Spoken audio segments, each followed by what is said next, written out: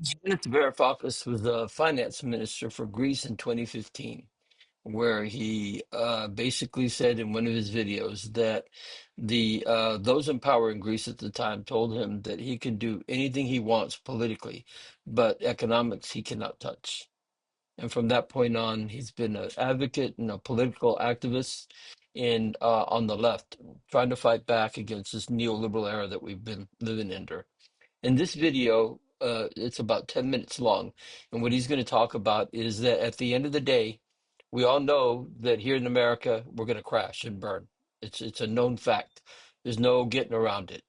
What I'm advocating for and what we're trying to do here in this movement is to be ready, just as he says, that just because you have a government collapse or calamity or chaos because of the financial system, we have to be ready and propose and have something to replace the neoliberal era that we're living in. This is why it's so important to understand modern monetary theory and what it's all about. Again, I stress that this is not socialism. Socialism, although he does say it's socialism, the right and the neoliberals have been so successful in making socialism a dirty word and hiding the nature and the character and the reality of neoliberalism, which in my view, and which I'm trying to put out there, if socialism is a dirty word, then neoliberalism is a foul stench, either because it's death or because it's crap. You see, so this is about a 10-minute video. At the very end, he's going to say something very important. What I'm trying to awaken or try to tell people that what we need to do is we need to conquer and divide. We need to put those in power in a position where either you're going to have finance capitalism or industrial capitalism. And when we crash and burn during this presidency, we could use Trump and his egotistic ideas, his narcissist character to our benefit, because at the end of the day, he cares very much about his legacy, and he will.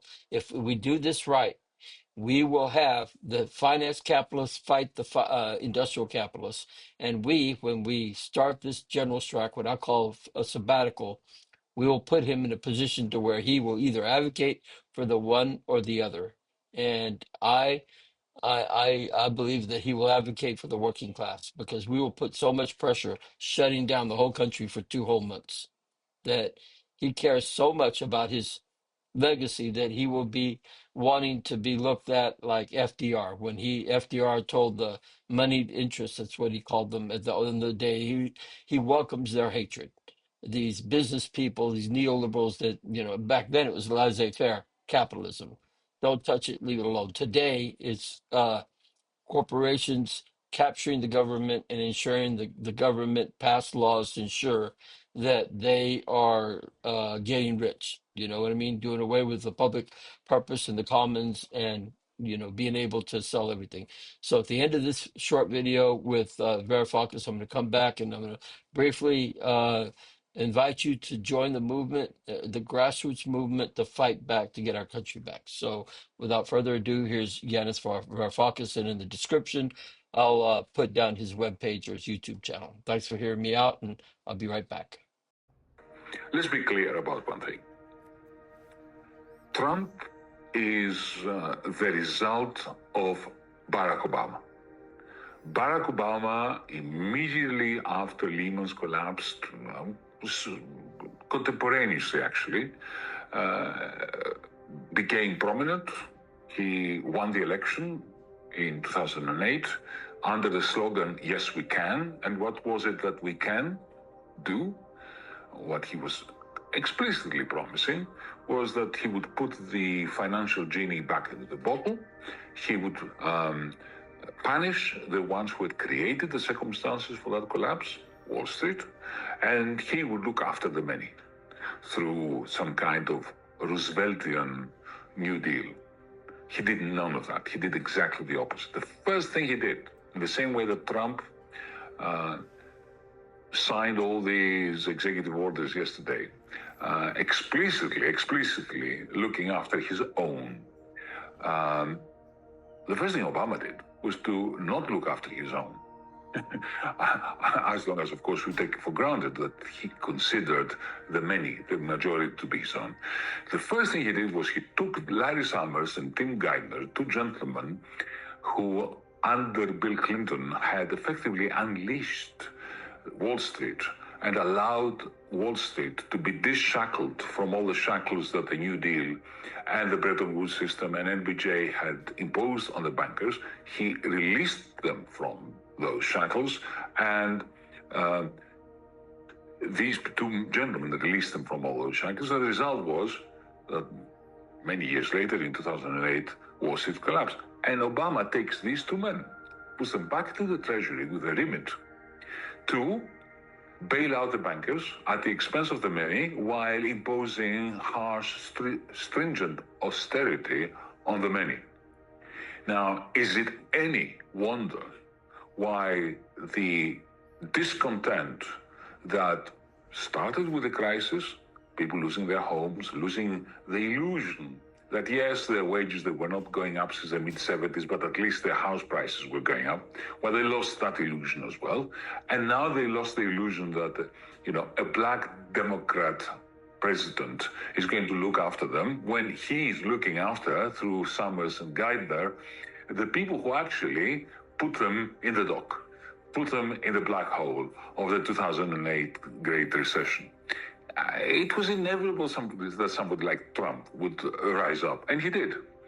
And now Trump 2.0 is the result of Biden. It is Biden that has actually eradicated not only the Bernie Sanderses, the AOCs of the Democratic Party, but through his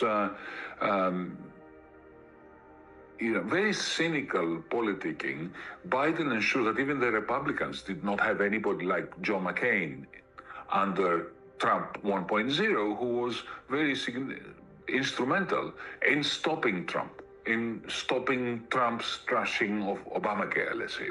Now, none of that is there. Essentially, there is no opposition to the steamroller that is Donald Trump. But I promised you that I was going to finish off with highlighting the great contradictions within the Trump, Musk, Bezos, Zuckerberg, and the project of the Nationalist International, the Ultra-Nationalist International, which is dominating in the United States. It is dominating in most of Europe today. Look at Meloni, look at Le Pen, look at even Macron, who is essentially copying Le Pen. So, what are these contradictions? Well, let me give you one example, because I've already spoken enough, but it is important to highlight this contradiction. He's promising the American working class that put him in the White House again, that he is going to bring jobs back through his tariffs, and that he will eliminate the trade deficit. Well, there are two questions here. One is, can the tariffs that he is promising do that, achieve that aim? I very much doubt it, but I'm not going to go into an economic discussion. Let's say that they do. Let's say that Trump's tariffs on Chinese imports, on European imports into the United States, succeed in eliminating the trade deficit. Now, that will be a major blow at his own tribe of financiers and realtors. Why is that? Since 1972, 1973, 1974, and 1975, the American trade deficit has been expanding.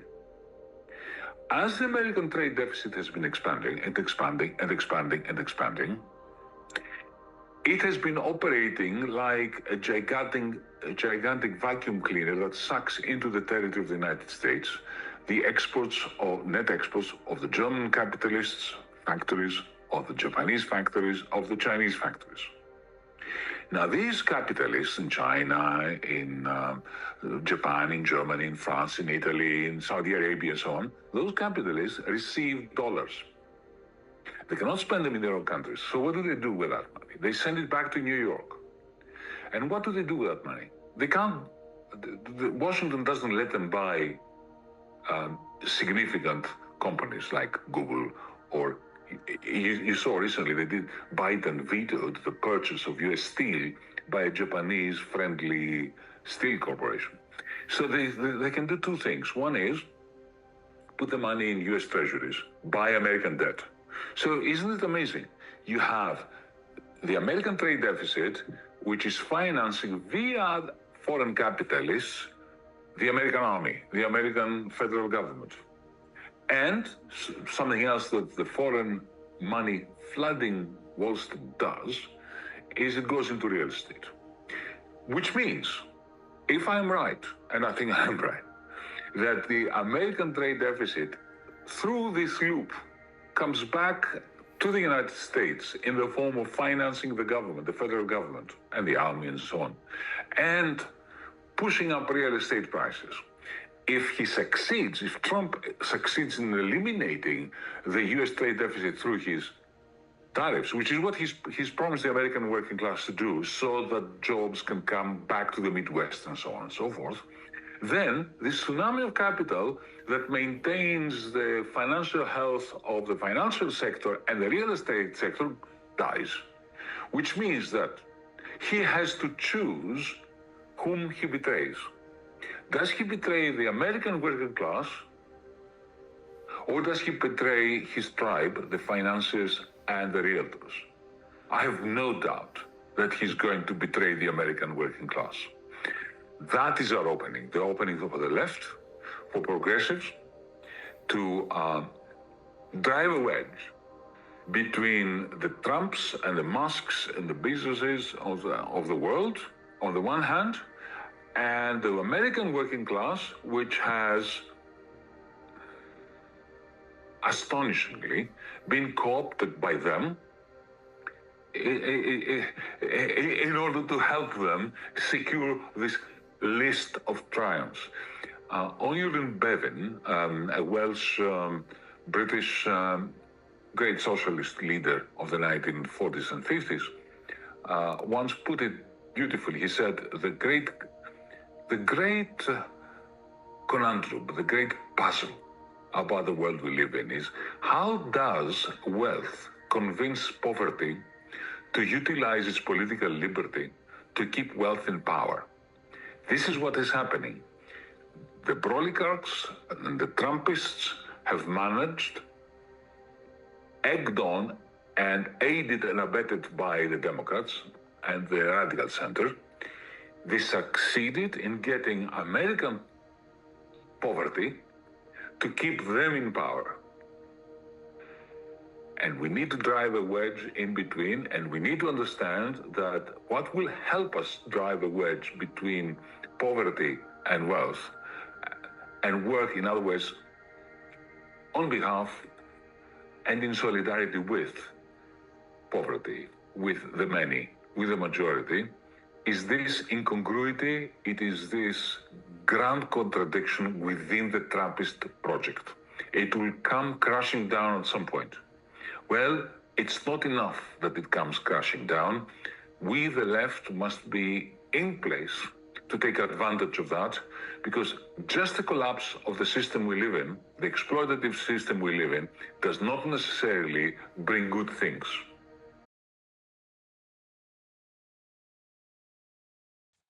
Okay, so there you have it. Yanis Varoufakis at the very end says that it's going to crash, and we have to be smart and be prepared and fill that vacuum in. And the good thing about this strategy is that it gives us 2 whole months to talk to one another, to prepare, organize, and build coalitions and strategize as to what we might do next. But before we get those that time, we need to demand it via what some would call a general strike, what I am calling a sabbatical for 2 whole months. So, very briefly, the strategy goes like this: wear the uniform, wear red and white on your body, and put red and white streamers on your vehicle as you drive down the road. If enough people do this in America, this is a grassroots movement. Each individual is responsible to understand what we're doing and to share and pass this along for the next person to make their individual choice. You put blue, red, and white ribbons on your vehicle as you drive down the road. When we reach critical mass, we'll then reach groupthink. And at that point, we're going to be asking the truck drivers across America, whether you're a company driver, owner operator, or you're leasing your truck, whatever it is, if you're a truck driver, we're going to ask you to shut your truck down Labor Day 2027, over 2 years from now. Now, the only way we're not going to do this is if those in power, wearing red suits and blue suits, will give us two things. Number one, free and fair elections so that our dollar is equal to the rich person's dollar, therefore neutralizing the corruption. And now we have an opportunity for the average everyday person to be represented in our government, so that regular everyday people can have a say about the direction of our government. And number two, a mere vote on universal health care. You give us those two things, we'll forget all about this 2-month sabbatical. We'll go to work. We'll feel a lot better because now we know that the next election we're going to have a lot of say about. We're going to actually pick our own representatives, unlike what is happening right now, where rich people with their money pick who they like, and then when they get done, then they turn around and say, "Now it's your turn." That's not representative government, and because they have been doing this for decades, we find ourselves in a neoliberal era where all we're about is profit, making war, and raising the prices on the fire sectors of our economy, finance, insurance, and real estate, and making the working class pay more and more out of their pockets so that the rich get richer. All right. So so it's Labor Day 2027. Wear the red and white. Put it on your body, put it on your vehicle, and tell everybody you know.